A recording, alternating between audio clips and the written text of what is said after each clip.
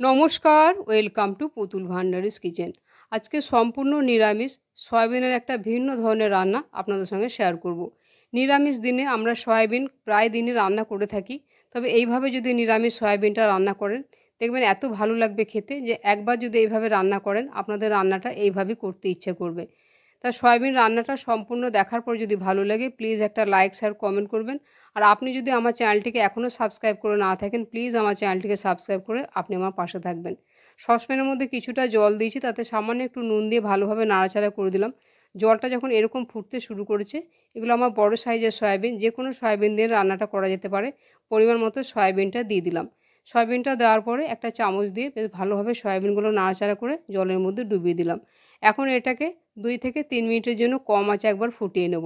সামান্য একটু নুন দিয়ে যদি সয়াবিনটা এইভাবে 2 মিনিট ফুটিয়ে নেওয়া যায় তাহলে সয়াবিনটা রান্না করার পরে শক্ত হয় না, একেবারে নরম তুলতুলে হয়। 2 মিনিট পরে গ্যাসের ফ্লেম অফ করে দিয়ে এটাকে এখন নামিয়ে এটাকে আমি ঠান্ডা করে জলটা ঝরিয়ে নেব। এখন আমি কড়াই বসিয়ে দিয়েছি, 1 চামচ পরিমাণে সর্ষের তেল দিয়ে দিলাম। ওই তেলের মধ্যে দিয়ে দিচ্ছি 1 ইঞ্চি আদা একটু পাতলা করে কেটে নিয়েছি, আদাটা দিয়ে দিলাম। চা চামচে হাফ চামচ পরিমাণে দিয়ে দেবো গোটা ধনে, আর ওই চা চামচের হাফ চামচ পরিমাণে দিয়ে দেবো গোটা জিরে। এখন এখানে আমি দিয়ে দিচ্ছি 10-12টা গোটা গোলমরিচ দিচ্ছি, এখন গোটা গরম মশলা দিয়ে দিচ্ছি, লবঙ্গ, দারচিনি আর ছোটো এলাচ। একটা তেজপাতাকে 2 টুকরো করে তেলের মধ্যে দিয়ে দিচ্ছি। এখানে আমি দিয়ে দেবো একটা গোটা শুকনো লঙ্কা, এতে আমি গোলমরিচ দিয়েছি। ঝালটা আপনারা আপনাদের পছন্দ মতো কম বা বেশি করে নেবেন। 6-7টা দিয়ে দিলাম কাজু বাদাম। একটা বড় সাইজের টমেটোর অর্ধেকটা নিয়েছি, অর্ধেকটা টমেটো 2 টুকরো করে দিয়ে দিলাম। এখন কম আঁচে নাড়াচাড়া করে এই মশলাটাকে হালকা করে ভেজে নিতে হবে। নিরামিষ দিনের রান্নাগুলো সে একই মশলা যদি একটু ঘুরিয়ে ফিরিয়ে ব্যবহার করা যায় তাহলে সাধারণ নিরামিষ রান্নাগুলো একেবারে অসাধারণ স্বাদের হয়। বেশ হালকা করে ভেজে নিয়েছি যাতে পুড়ে না যায়, পুড়ে গেলেই মশলাটা গন্ধটা নষ্ট হয়ে যাবে। এখন গ্যাসের ফ্লেমটাকে আমি অফ করে দিয়েছি, অফ করে দিয়ে ভেজে রাখা মশলাগুলো একটা বাটির মধ্যে তুলে নিচ্ছি। এখন আমি সয়াবিনটাকে রেডি করে নেব। সয়াবিনটা নামিয়ে আমি ঠান্ডা করে নিয়েছি, 2-3 বার জল পাল্টে পাল্টে পরিষ্কার করে ধুয়ে নিয়েছি যতক্ষণ না নোংরা জলটা বেরিয়েছে। তারপর জলটাকে খুব ভালো করে চিপে নিংড়ে নিয়েছি, এর মধ্যে কোনো রকম আমি জল রাখিনি। আর সয়াবিনগুলো একটু নুন দিয়ে আমি 2 মিনিট সেদ্ধ করেছি, দেখুন সয়াবিনগুলো কত নরম হয়ে গেছে।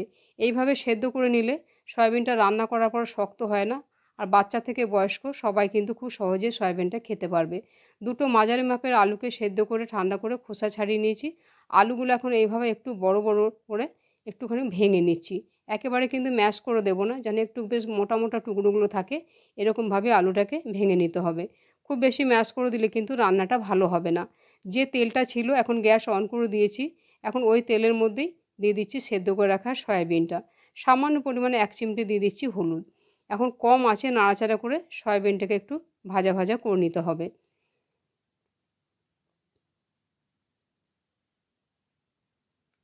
বেশ কিছুক্ষণ নাড়াচাড়া করে সয়াবিনটা যেন বেশ সুন্দর কালার হয়, কাঁচা গন্ধটা যাতে চলে যায়।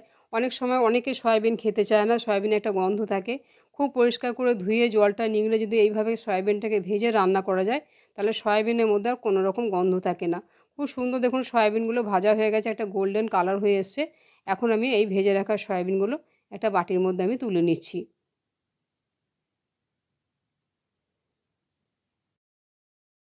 আবারও চা চামচের হাফ চামচ পরিমাণে দিয়ে দিচ্ছি তেল। তেলটাকে খুব ভালো করে গরম করে নিতে হবে।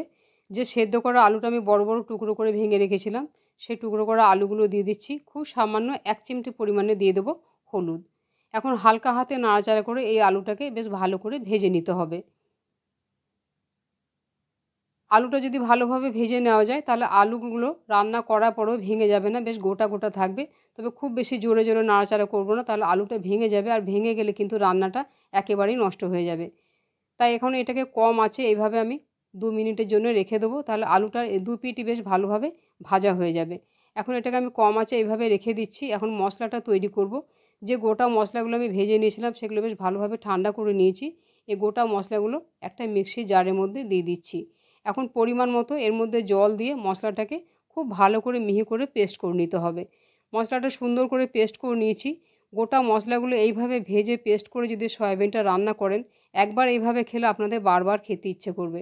আলুটাকে কম আঁচে আমি 2 মিনিট রেখে দিয়েছিলাম, এখন হালকা হাতে নাড়াচাড়া করছি যাতে আলুগুলো ভেঙে না যায়। খুব সুন্দর যখন আলুটা গায়ে এরকম কালার হয়ে আসবে তখন আলুগুলো আমি একটা বাটিতে তুলে নিচ্ছি। এইভাবে যদি সেদ্ধ করা আলুটা একটু ভেজে নেওয়া যায় তাহলে আলুগুলো রান্না করার পরও এরকমই গোটা গোটা থাকবে। এখন ওই কড়াইয়ের মধ্যে টেবিল চামচে 1 চামচ পরিমাণে দিয়ে দিলাম সর্ষের তেল। তেল ভালো গরম হয়ে গেছে। এখন সামান্য কয়েক দানা দিয়ে দিচ্ছি চিনি, আর চা চামচে 1/2 চামচ পরিমাণে দিয়ে দেবো 5 ফোড়ন। আর ওই তেলের উপরে দিয়ে দেবো খুব সামান্য পরিমাণে একটু কাশ্মীরি লঙ্কার গুঁড়ো। এখন এই ফোড়নটাকে কয়েক সেকেন্ড একটু নাড়াচাড়া করে নেবো। তেলের উপরে একটু চিনি বা একটু কাশ্মীরি লঙ্কার গুঁড়ো দিলে তরকারির রঙটা খুব সুন্দর হয়। যে মশলাটা আমি পেস্ট করে রেখেছিলাম সেই পেস্ট করে রাখা মশলাটা দিয়ে দিলাম। স্বাদ অনুপাতে দিয়ে দিচ্ছি নুন, আর চা চামচের 1/2 চামচ পরিমাণে দিয়ে দেবো হলুদ। মশলা বাটিটা ধুয়ে সামান্য পরিমাণে একটু জল দিয়ে দেবো। এখন গ্যাসের আঁচ কমিয়ে দিয়ে এটাকে নাড়াচাড়া করে খুব ভালো করে ততক্ষণ কষাবো যতক্ষণ না মশলাটা থেকে তেলটা ভেসে উঠছে। এটাকে কন্টিনিউ নাড়াচাড়া করতে হবে। প্রয়োজন হলে সামান্য সামান্য করে গরম জল দিতে হবে, কারণ এর মধ্যে একটু কাজু বাদাম দেওয়া আছে। নাড়াচাড়া না করলে মশলাটা তলায় বসে যেতে পারে। তাই ভালোভাবে ততক্ষণ নাড়াচাড়া করব যতক্ষণ না তেলটা ভেসে উঠছে। খুব সুন্দরভাবে মশলাটাকে কষিয়ে নিচ্ছি। আস্তে আস্তে তেলটা আমার ছাড়তে শুরু করে দিয়েছে। এখন তেলটা পুরোপুরি ভেসে উঠেছে। এখন যে সয়াবিনগুলো আমি ভেজে রেখেছিলাম, ভেজে রাখা সয়াবিনটা দিয়ে এই মশলাটার সাথে খুব ভালো করে কষিয়ে নিতে হবে।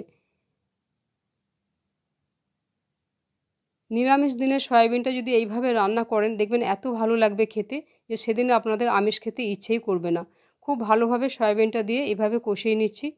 একেবারে কম আঁচে কষাতে হবে। খুব সুন্দর যখন এরকম কষানো হয়ে যাবে সয়াবিনটা, তখন আমি দিয়ে দেবো ভেজে রাখা আলুগুলো। আলুটা দিয়ে হালকা হাতে নাড়াচাড়া করব। সামান্য একটু গরম জল দিয়ে দিলাম যাতে মশলাটা তলায় যাতে পোড়া না লেগে যায়। হালকা হাতে নাড়াচাড়া করব কারণ আলুগুলো যাতে ভেঙে না যায়। আলুগুলো দিয়ে আবারও খুব ভালো করে কিছুক্ষণ এভাবে কষিয়ে নেব।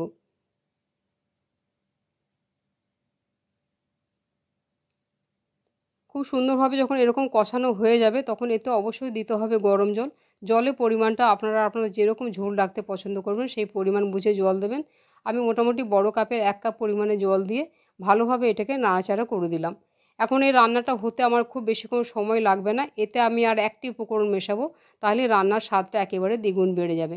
এখন এটাকে কম আঁচে 3 থেকে 4 মিনিটের জন্য ঢাকা দিয়ে রান্নাটা আমি হতে দেবো। প্রায় 3-4 মিনিট পরে আমি ঢাকাটা খুলে দিয়েছি। ঢাকাটা খুলে একবার নাড়াচাড়া করব। দেখুন আলুগুলো কিন্তু ভেঙে যায়নি, গোটা গোটা আছে। আর এর থেকে আর বেশি শুকোবো না, এরকম গা মাখো করে আমি রান্নাটা করব। ভালোভাবে এটা নাড়াচাড়া করে নিয়েছি। এখন আমি দিয়ে দেবো এতে চা চামচের 1 চামচ পরিমাণে ঘি দিয়ে দিচ্ছি। আপনারা চাইলে এতে আবারও গরম মশলা দিতে পারেন। আমি আর গরম মশলা দিলাম না, গোটা গরম মশলা আগেই দিয়েছি। ভালোভাবে এটাকে নাড়াচাড়া করে একটা বাটির মধ্যে তুলে নিয়েছি। দেখুন রান্নাটা দেখতে কত সুন্দর হয়েছে। আজকের এই সয়াবিনের রান্নাটা যদি আপনাদের ভালো লাগে প্লিজ একটা লাইক, শেয়ার, কমেন্ট করবেন। আর আপনি যদি আমার চ্যানেলে নতুন বন্ধু হয়ে থাকেন প্লিজ আমার চ্যানেলটিকে সাবস্ক্রাইব করে আপনি আমার পাশে থাকবেন। রান্নাটা সম্পূর্ণ দেখার জন্য ধন্যবাদ। তাহলে আবার অন্য কোনো দিন দেখা হবে অন্য কোনো রেসিপিতে। সবাই ভালো থাকবেন। নমস্কার।